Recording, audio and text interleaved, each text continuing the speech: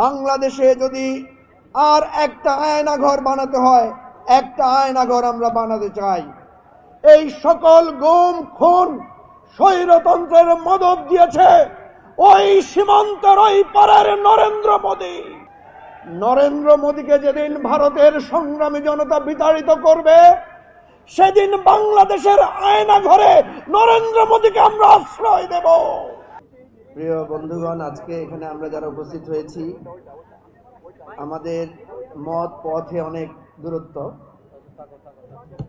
এখানে আমি সব মত পথের লোকদেরকে দেখতে পাচ্ছি, কিন্তু একটা জায়গায় আমাদের অপূর্ব মিল, সেটা হচ্ছে আমাদের পিঠে, সকলের পিঠেই ফ্যাসিবাদের বেত্রাঘাত কিংবা নির্যাতনের দাগ আছে।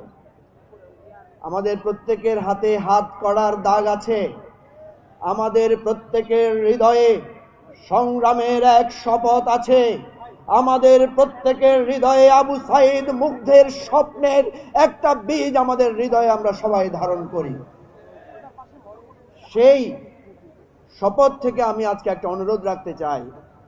আজকে যে ঐক্য, সে ঐক্যের মূল চেতনা যাতে আমরা কখনো ভুলে না যাই, এবং এই রক্ত, জীবন, ঘুম এবং জীবনহানির ডাক যতবার আসবে, আমরা দল মত ভুলে আমরা এখানে চলে আসব।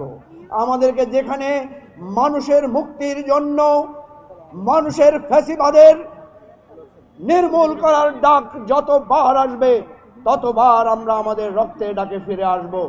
প্রিয় ভাই ও বন্ধুগণ, 2006 সালের 28 অক্টোবর থেকে রক্ত দেয়া আমাদের শুরু হয়েছে।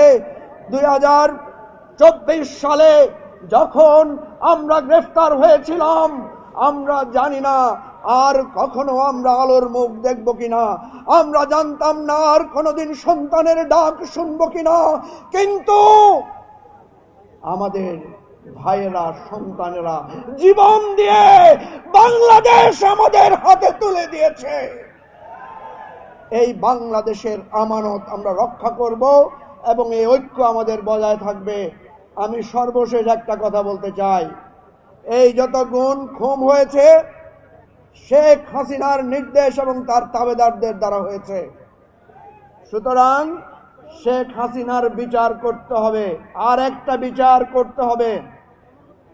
বাংলাদেশে যদি আর একটা আয়নাঘর বানাতে হয়, একটা আয়নাঘর আমরা বানাতে চাই। এই সকল গুম খুন স্বৈরতন্ত্রের মদদ দিয়েছে ওই সীমান্তের ওই পারের নরেন্দ্র মোদীকেও হাসিনা এবং বাশার আল আসাদের ভাগ্য বরণ করতে হবে। নরেন্দ্র মোদীকে যেদিন ভারতের সংগ্রামী জনতা বিতাড়িত করবে, সেদিন বাংলাদেশের আয়নাঘরে নরেন্দ্র মোদীকে আমরা আশ্রয় দেব। সুতরাং সেই লড়াই চলছে, লড়াই চলবে। রক্তের দাম, রক্তের বিনিময়ে বাংলাদেশ আবার ঘুরে দাঁড়াবে। খোদা হাফেজ। বাংলাদেশ জিন্দাবাদ। আমাদের গুম খুন ভাইদের জীবন রক্ষা হবে। আল্লাহ হাফেজ। আসসালামু আলাইকুম।